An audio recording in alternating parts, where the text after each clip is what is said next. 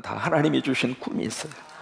하나님이 주신 비전이 있어요. 하나님이 주신 드림이 있어요. 그러니까 이 새벽을 깨우게 하시고 새벽에 나오게 하시고, 그래, 내 인생의 회복의 역사를 내가 지금 맞이하리라, 그 기대와 그 희망을 가지고 회복나무에 나뭇가지 오늘 다 집어넣으셨어요?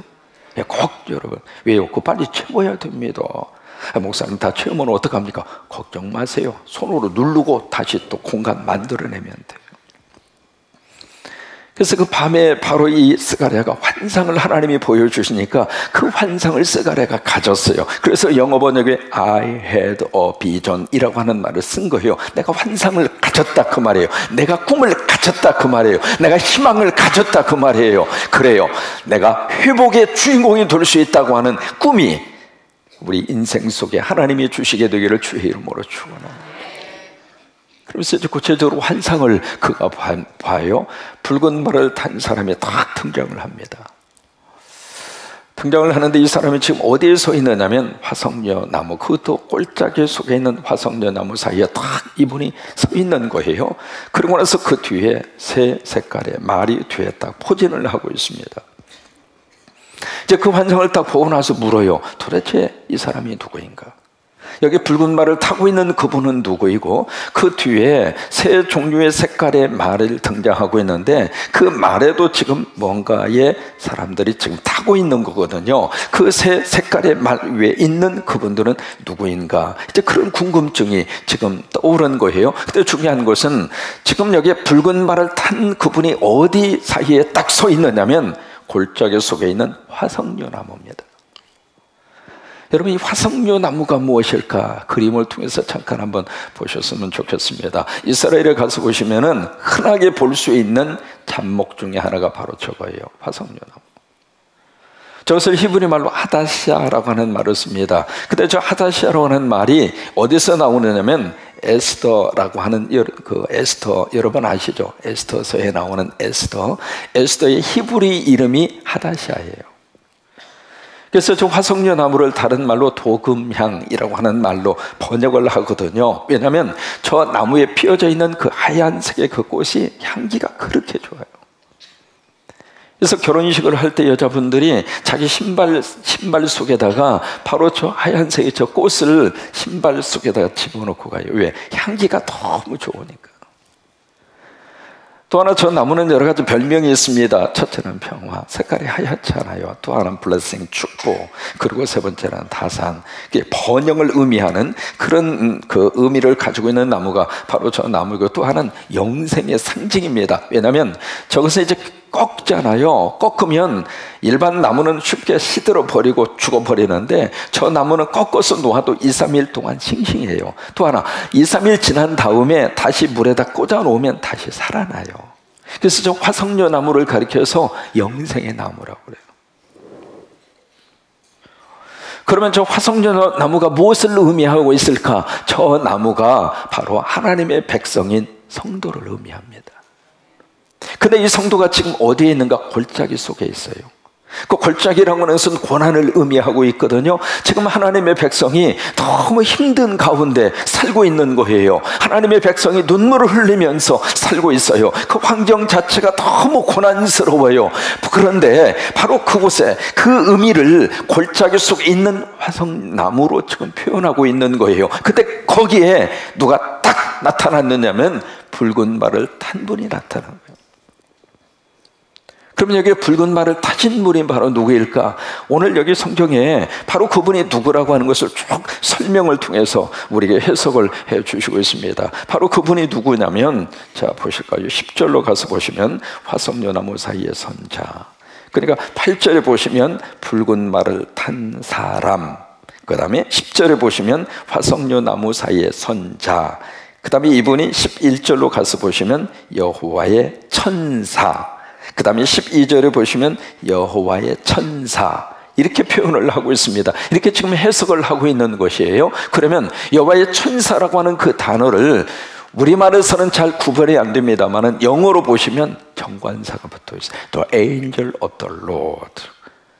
그래서 정관사 더라고 하는 말이 붙어 있다는 이야기는 딱 하나밖에 없는 여호와의 천사라 그 말이에요.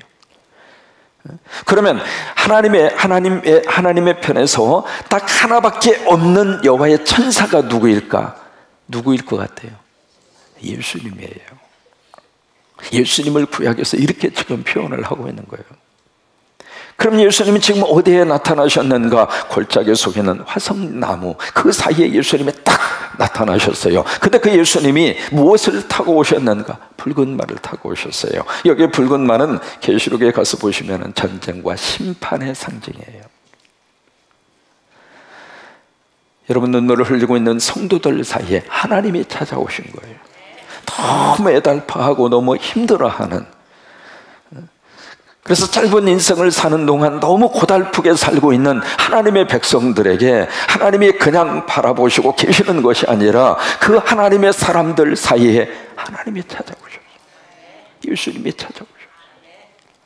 그리고 이 새벽에 주님이 여러분 사이에 다 찾아오셔서 여러분들의 아픔, 여러분들이 회복하고 싶어하는 그 간절함을 하나님께서 아시고 하나님께서 우리에게 찾아와 주셔서 바로 내 인생의 한 복판에 주님이 딱 와주신 거예요. 그러면서 이제 계속 질문을 던집니다. 무슨 질문을 던지느냐면 여기 스가랴가 지금 질문을 던지고 있습니다. 자, 보실까요? 19절입니다. 내 주여 이들이 무엇이니까? 여기 내 주여라고 하는 것은 지금 스가랴 옆에 천사가 딱 지금 나타나 있거든요. 그 천사가 바로 누구냐면 여기에 9절에 보시면 내게 말하는 천사 라고 하는 표현이 나오잖아요. 9절에 내게 말하는 천사, 그 다음에 13절에 보시면 내게 말하는 천사, 14절에 보시면 내게 말하는 천사. 이게 바로 무슨 천사냐면 하나님께서 하나님의 백성들을 섬기라고 보낸 천사들이 있습니다. 히브리서에 그렇게 말씀을 하시고 있잖아요. 우리 자녀들 곁에 하나님이 보낸 천사가 있습니다. 그러니까 우리의 삶 가운데 하나님이 보내신 천사가 우리를 지켜주는 거예요.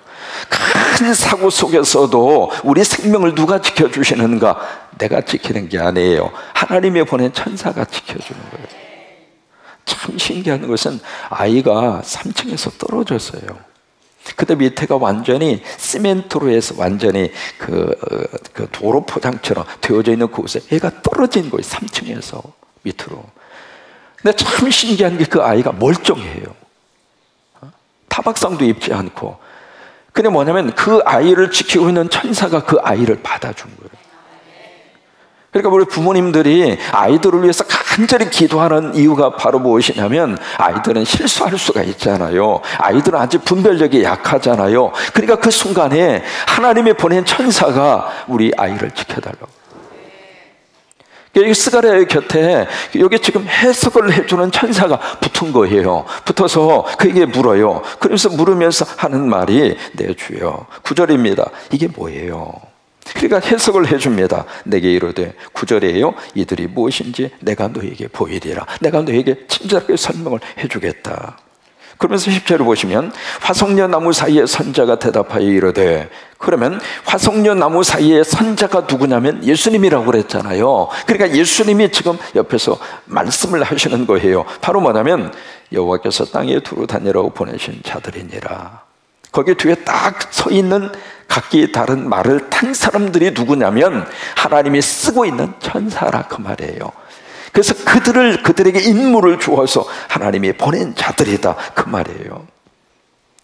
그래서 11절을 보시면 그들이 땅에 두루 이제 쭉 다니고 나서 지금 여호와의 천사에게 말하되, 예수님에게 지금 땅에 다니고 나서 지금 보고를 하는 거예요. 땅의 형편을 쭉 살피고 나서 지금 뭐라고 땅에 두루 다니라고 보냄받은 천사가 뭐라고 보고를 하느냐면 11절에 보시면 온 땅이 평안하고 조용하더이다. 좋은 의미에서 지금 이 보고를 하고 있는 게 아니에요. 쭉 세상에 다녀보니까 온 세상이 조용하더라. 지금 뭐냐면 긍정적인 의미에서 이 말을 하고 있는 것이 아니라 온 세상이 완전히 안일주의에 빠져 있다 이 말이에요. 지금 잠잘 때냐 그 말이에요. 지금 그렇게 태평하게 앉아 있을 때냐 그 말이에요. 여러분, 이 시대의 흐름을 살펴보는 사람은 지금이 어느 시대인가라고 하는 것을 알고 살아야 돼. 특히 예수 믿는 사람은 지금 하나님이 이 역사와 민족 가운데 어떤 역사를 일으키시려고 준비하고 있는가를 아는 사람이에요. 근데 여기 천사가 돌아다니면서 보니까 평안하고 조용히 아무 일도 안 하는 거예요. 그냥 무사태평이야. 그냥 내 배 부르면 그것으로 끝난다 그 말이에요. 나 지금 편하게 먹고 살면 만사가 오케이라 그 말이에요. 여러분, 그럴 수가 없다고 하는 거예요. 지금 우리가 시대적으로 우리 민족 가운데 하나님이 어떻게 우리 민족의 역사를 끌고 가실까, 그것을 기억하는 하나님의 사람들은 새벽을 깨우지 않을 수가 없어요. 왜요? 그래서 기도하지 않을 수가 없다 이 말이에요.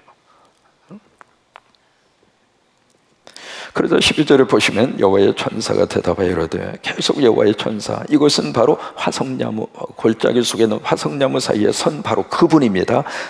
예수님이에요. 신약성경 시대로 말하면 대답하여 이르되, 만군의 여호와여, 여호와께서 언제까지 예루살렘과 유다 성읍들을 불쌍히 여기지 아니하시려 하나이까? 이를 노하신 지 70년이 되었나이다. 여기 12절의 말씀이 지금 예수님이 하나님에게 기도하고 있는 거예요. 여러분, 용어를 쓸 때 좀 한 가지 주의해야 할 내용이 있습니다. 바로 그 말씀 12절이 바로 뭐냐면, 12절을 가리켜서 우리가 중보기도라고 그래요. 중보기도. 여러분, 중보라고 하는 것은 중재라고 하는 뜻이거든요. 양쪽 사이에 서서 양쪽을 위해서 중재하는 사람을 중보라고 그러는 거예요. 지금 여기서 12절에서 여호와의 천사, 여호와의 천사가 바로 누구냐면 예수님이잖아요. 그 예수님이 지금 인간들의 형편을 가지고 하나님 앞에 중보하는 거예요. 성경에 이 중보라고 하는 말이 7번 나옵니다. 7번 나오는데, 거기 이제 히브리서에 3번 나와요. 3번 나오는데, 이 중보라고 하는 단어를 쓸 수 있는 분은 예수님밖에 없어요. 왜? 하나님과 인간 사이에 중보자는 예수님밖에 없어요. 사람이 하나님과 인간 사이에 중보자가 될 수 없어요. 그러니까 우리가 중보 기도한다 그런 이야기 하잖아요. 그것은 엄격한 의미에서 보면 중보 기도를 하는 게 아니에요. 그러니까 우리 사이에 중보를 해줄 수 있는 분은 성령님이고 하나님밖에 없다 이 말이에요. 그래서 로마서 8장 26절에 보시면, 사람이 연약하여 우리가 빌 바를 알지 못하지만 성령이 우리를 위하여 탄식함으로 하나님 앞에, 그것이 중보예요. 그게 중보라. 그러니까 남을 위해서 우리가 드리는 그 기도는 어떻게 표현을 해야 되냐면, 디모데 전서에 있는 말씀대로 도고라고 그래야 돼요. 도고. 좀 어려운 한문이죠. 도고라고 그래야 돼. 이게 맞는 거예요. 중보 기도가 아니에요. 중보 기도는 누가 하시느냐면 예수님이 하시는 거예요. 우리가 새벽에 나와서 기도하면 나만 기도하는 것이 아니라 성령님이 같이 기도하셔요. 예수님이 같이 탄식하면서 기도해 주시는 거예요. 주님이 중보기도 해 주시는 거예요. 우리가 남을 위해서 드리는 기도는 도고예요. 도고를 한다, 그렇게 하셔야 돼요. 그것이 성서적인 바른 표현이에요. 여기 12절을 보시면은 바로 이 예수님의 중보기도예요.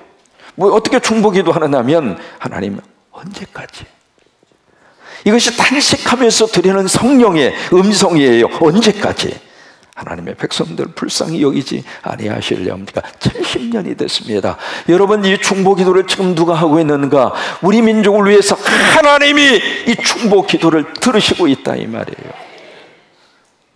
전 세계 유일하게 분단된 나라로 언제까지 38선을 사이에 두고 핵을 가져야 먹고 살 수 있다고 하는 발악을 하고 있는 한 집단, 그리고 이제는 완전히 고착화되어져서 내 민족의 북한 사람들에 대한 왠지 모르는 서먹서먹함과 이 거리감, 언제까지 우리 민족이 이런 상태로 지내야 하겠습니까? 그것을 지금 예수님의 중보 기도를 하시는데, 누구 기도를 듣고 중보 기도를 하시는가? 성도들이 이 땅에서 간절히 기도할 때 그 성도들의 눈물의 기도를 주님이 받으시고 하나님 앞에 중보 기도한다. 지금 미국에서 북한을 위해서 기도하는 분들이 참 많습니다. 의외로 말이죠, 미국에 있는 크리스찬들이 이 북한과 남북한 문제를 위해서 하나님 앞에 정말로 도구하는 하나님의 사람들이 그렇게 많아요. 근데 지금 요즘은 어떻게 기도하느냐면 김정은의 마음을 하나님이 뒤집어서, 이게 한 사람 없앤다고 될 문제가 아니라 이 말이에요. 그 사람만 없어지면 확 뒤집어지리라고 생각하지만 그 사회와 그 정권이 그렇게 호락호락한 정권이 아니라 그 말이에요. 한 사람 없애면 또 올라오고 없애면 또 올라오고 계속해서. 그러니까 방법은 딱 하나밖에 없다는 거예요. 지금 하나님 노릇을 하고 있는 그분이 어느 날 선포하는 거예요. 이제부터 우리가 하나님 믿고 살자고. 내가 지금까지 착각했다고. 우리 할아버지, 아버지 절대로 하나님이 아니라고. 이제부터 우리 민족은, 우리 북한 동포들은 하나님 잘 섬기면서 하나님 믿는 백성으로 우리가 살자고. 마치 필리핀의 부족의 추장이 딱 한마디 하면 2,000명이 회개하고 돌아오는 것처럼, 그런 것처럼 이번에 딱 발표를 하는 거예요. 그러니까 하나님이 그렇게 역사하셔야 한순간에 뒤집어질 수 있다고 하는 거예요. 그러자 13절에 보시면, 그래서 이제 응답이 떨어집니다. 여호와께서 내게 말하는 천사에게 선한 말씀, 이루하는 말씀으로 대답하시다. 이게 하나님의 응답이에요. 하나님의 선한 말씀으로, 이루하는 말씀으로. 그래요. 간절히 중보 기도를 하나님이 받으시고, 여러분들을 위한 성령님의 중보 기도를 하나님이 받으시고, 하나님이 응답으로 여기에 13절의 말씀을 주시는 거예요. 선한 말씀, 이루하는 말씀. 그 선한 말씀, 이루하는 말씀의 구체적인 내용이 그 뒤에 가서 보시면 16절, 17절입니다. 이것이 바로 선한 말씀이고 그리고 이루하는 말씀인데, 그래서 이 응답의 말씀을 구체적으로 주시기 전에 그 다음에 14절에 보시면 내게 말하는 천사가 내게 이르되, 여기 지금 내게 말하는 천사가 계속 나오잖아요. 스가랴 옆에 서서 하나님의 귀한 말씀을 해석해 주는 사람, 그 의미를 바로 깨달을 수 있도록 도와주는 사람. 그래서 여러분 설교를 들을 때 내게 말하는 천사가 붙어서 그 설교가 하나님의 음성으로 들리도록 해석해 주어야 축복이에요. 왜? 설교를 들을 때도 다 내 식으로 듣는 거예요. 내가 알고 있는 지식의 범위 안에서만 설교를 들어요. 내가 알고 있는 영적 체험의 범위 안에서만 설교를 들어요. 그러면 그 이상의 영적 성장이 일어나지 않는 거예요. 그러니까 여러분 옆에 말하는 천사가 다 붙어서 설교의 의미를 영적으로 깨닫게 하시는 거예요. 그 말씀의 의미를. 그래서 14절, 내게 말하는 천사가 내게 이르되 너는 외쳐 이르기를 만군의 여호와의 말씀에 내가 예루살렘을 위하며 시온을 위하여 크게 질투하며. 그 지금 말하는 천사, 그 천사가 옆에서 하나님의 심정을 지금 스가랴를 통해서 외치라고 하고 있는 거잖아요. 그래서 하나님의 심정이 바로 뭐냐면 내가 예루살렘 시온을 위해서 크게 질투한다. 예루살렘과 시온이 누구일까? 하나님의 백성들입니다. 그 하나님의 백성들을 보면서 하나님이 크게 질투한다. 이 질투한다는 이야기는 바로 뭐냐면 사랑의 특성입니다.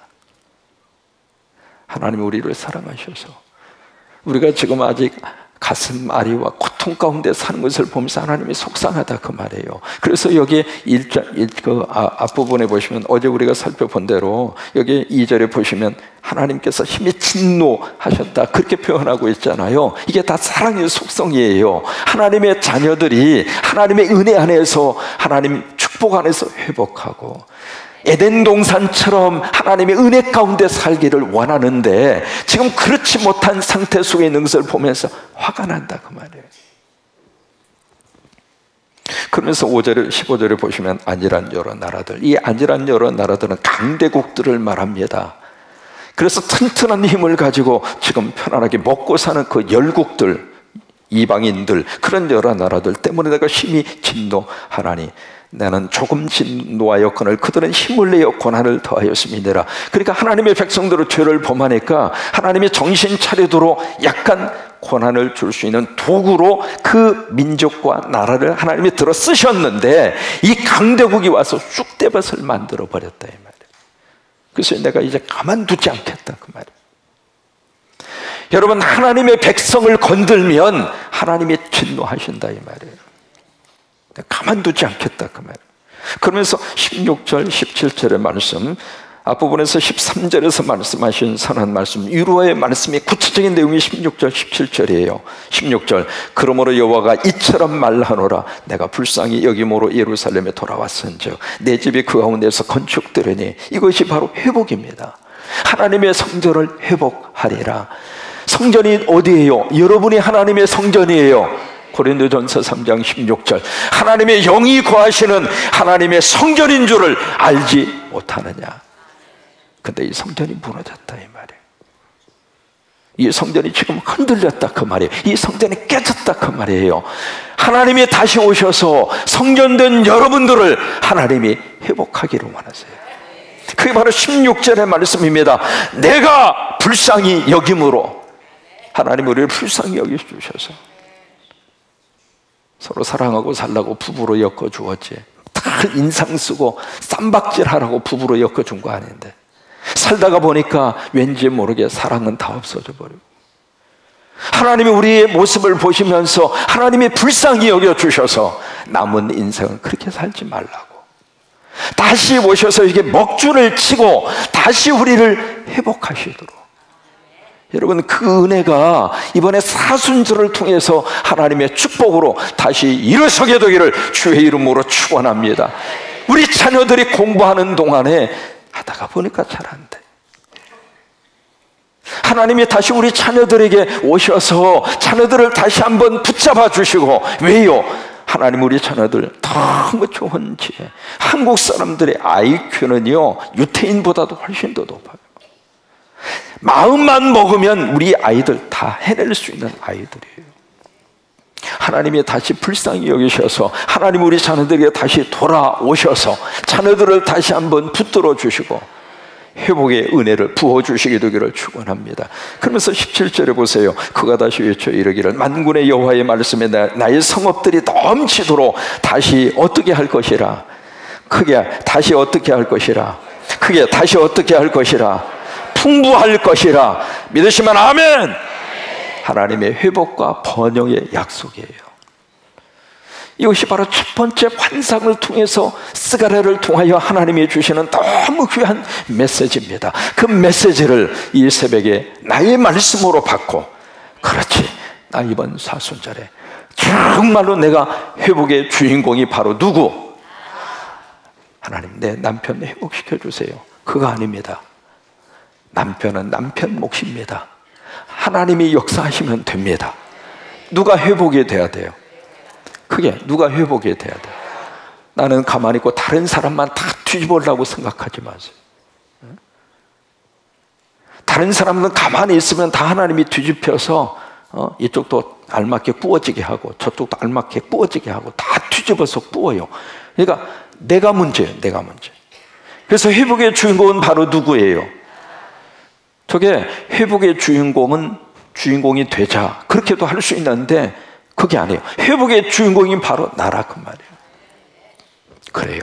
정리합니다. 첫 번째 환상, 누구에게 하나님이 찾아오셨는가? 골짜기 속에 있는 화성나무. 눈물과 아픔과 그리고 상처 속에서 지금 씨름하고 있는 하나님의 백성에게 하나님이 찾아오셔서 그에게 너무 귀한 환상을 보여주십니다. 그 환상을 스가랴는 그 환상을 나의 것으로 가졌어요. 그래서 during the night I had a vision. 그 밤중에 내가 비전을 품었다 그 말이에요. 내가 꿈을 가졌다 그 말이에요. 그 하나님이 주신 그 꿈이 무엇인가? 바로 붉은 말을 타신 그분이 너무 귀한 미래의 약속을 주시는 거예요. 다시 너희들을 회복하리라. 무너진 그 자리에서 다시 회복하리라. 그리고 그 자리가 다시 번영하게 되리라. 그 위대한 환상과 꿈이 오늘 이 새벽 저와 여러분의 것이 되시기를 주의 이름으로 축원합니다. 미국의 1960년에서 68년까지 미국의 큰 영적 부흥의 역사를 일으키신 분 가운데 한 분이 여자 부흥사님이 계세요. 캐서린 쿨만이라고 하는 여자 부흥사가 계세요. 이분이 얼마나 성령의 은혜로 충만히 받았던지 1960년부터 20년 동안 미국 사회에 큰 영적 바람을 일으켜요. 이렇게 세우는데 이분이 처음에 은혜 받고 막 사역을 하시다가 세상에 누구하고 눈이 마주쳤냐면 눈이 마주칠 수 있는데 너무 마주쳐버렸어. 누구냐면 유부남 목사하고 눈이 마주친 거예요. 참, 목사는 눈을 크게 뜨면 안 돼. 하여튼 유부남 목사하고 눈이 마주쳐가지고 눈이 마주치고 끝났으면 좋은데 세상에 거기서 도를 넘어서서 유부남 이 목사가 그 자기의 기존의 가정을 버리고 이 캐서린 콜만하고 와서 탄사님을 차린 거예요. 너무 사랑해서, 그 사랑이 무엇인지는 모르지만 너무 불타올라서 한 가정을 깨고 그렇게 해서 새 살림을 시작을 했는데, 그냥 처음에는 너무 행복했다고 표현을 합니다. 왜? 소유하고 싶은 사람을 소유했고, 뭐 그렇게 해서 이제 행복했다고 생각했는지는 모르지만, 그렇게 해서 이제 한 달 전후 두 달 지나다 보니까 이게 제정신이 돌아온 거예요. 제정신이 딱 돌아오면서 생각하기를 내가 지금 뭔 짓을 했는가.